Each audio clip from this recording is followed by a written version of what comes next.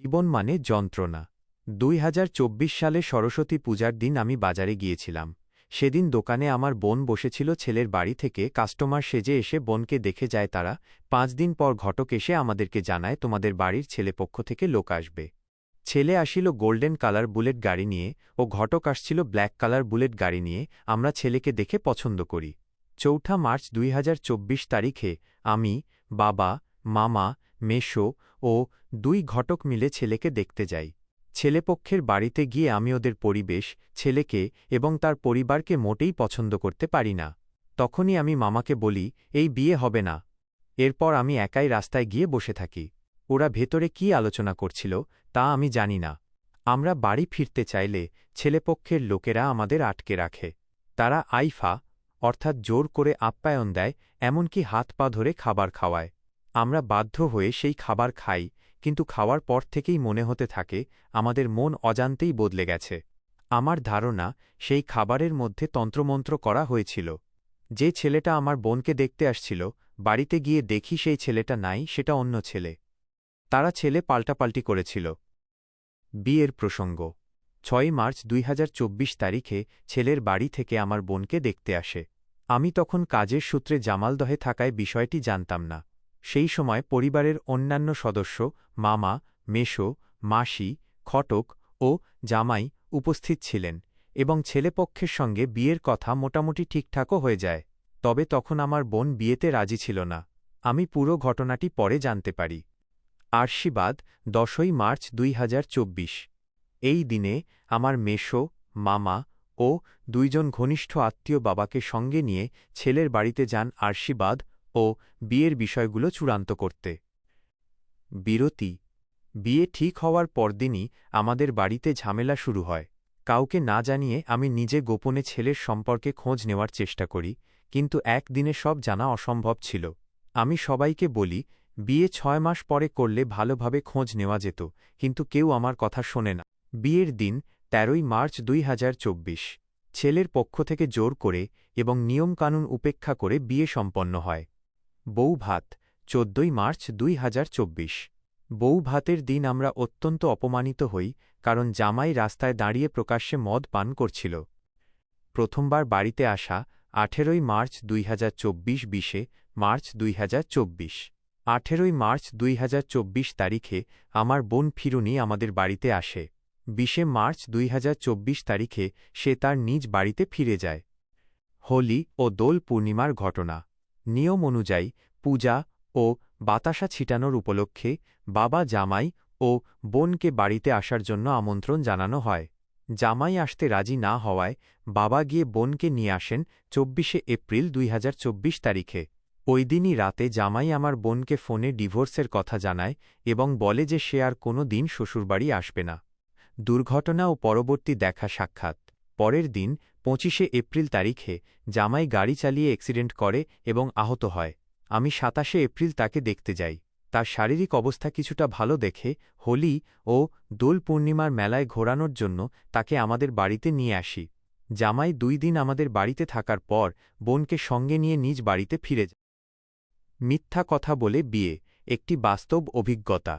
আমার বোনের বিয়ে হয় এক ব্যক্তির সঙ্গে, যে বিয়ের সময় মিথ্যার আশ্রয় নিয়ে নানা প্রতিশ্রুতি দেয়।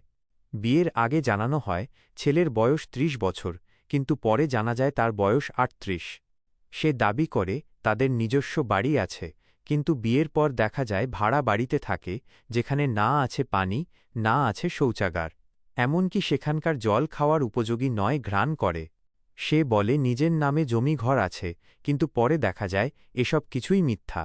এমনকি মোবাইল রিচার্জ করতেও গড়িমসি করে অজুহাত দেয় তোমার বাড়িতে নাকি মোবাইল রিচার্জের দোকান আছে। বিয়ের আগে বলেছিল সে নেশা করে না, কিন্তু বিয়ের পর প্রতিদিন নেশা করে এবং আমার বোনকে শারীরিক ও মানসিকভাবে অত্যাচার করে। একদিন রাতে নেশাগ্রস্ত অবস্থায় বিয়ের সমস্ত সামগ্রী রাস্তায় ফেলে দেয় এবং বলে শ্বশুরবাড়ির কিছুই লাগবে না। বোনকে গালাগালি করে এবং হুমকি দেয় তাকে ডিভোর্স দেবে।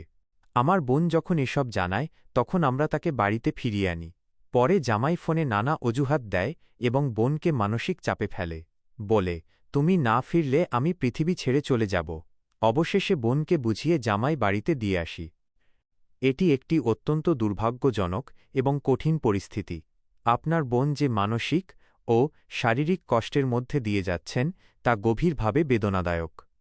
করা হল এমনকি তার ভাই আমার মাকে গালাগালি করে এবং রান্নার গ্যাস বা চাল ফুরোলে বলে, আমি আনব না, তোমার বাবাকে বলে আনিয়ে নাও।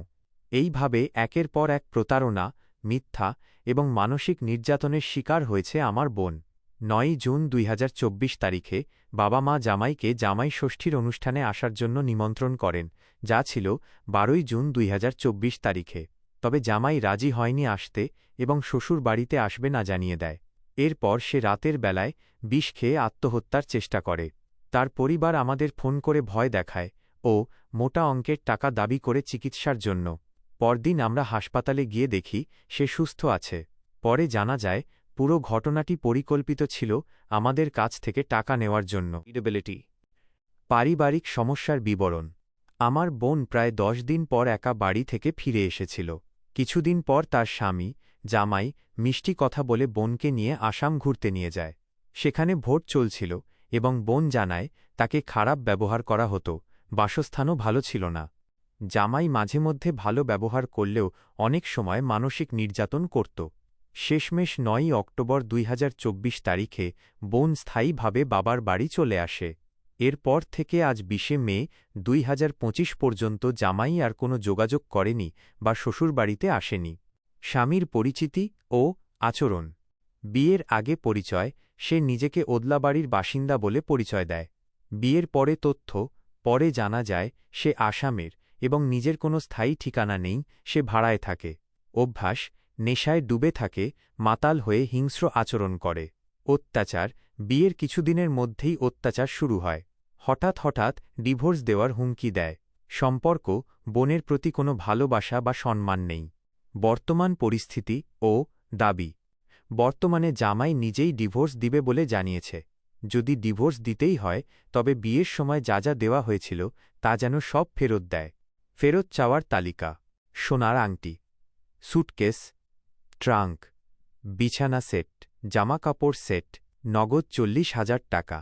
অন্যান্য দাবি: যে কদিন রান্না করে খাইয়েছে তাদের বাড়িতে তার পারিশ্রমিক। বিয়ে করে মানহানি করার জন্য শাস্তি। বধূ নির্যাতন মামলা করে আমার বোনের গায়ে হাতাহাতি ও কথা কাটাকাটির। একটি প্রতারণার কাহিনী, বোনকে নিয়ে আমার অভিজ্ঞতা। এই সমস্ত ঘটনার জন্য দায়ী থাকল একমাত্র মামা মেশো ২ জন ঘটক। কারণ নিজের মামা জলমন্ত্র করেছিল। মেশোর নিজের আত্মীয় ছিল। বিয়ে হয়েছিল মাসির বাড়িতে, যেটা নিজের বাড়ি বলে দাবি করে। পরে জানতে পারি ওর বাড়ি ছিল আসামে। এরপর কিছুদিন পর মাসির বাড়ি থেকে চলে যায় এবং অন্য জায়গায় ভাড়া থাকে।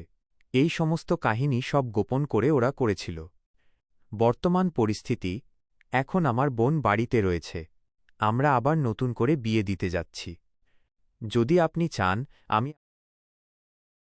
এই মেসেজটি আপনার জন্য তৈরি করা হয়েছে। কোনো হিন্দু ছেলে যদি বিয়ে করতে আগ্রহী হও তাহলে কমেন্ট করো। নাম, এলএস, বয়স ২৫, ধর্ম হিন্দু, অ্যাড্রেস যে কোনো বাচ্চা।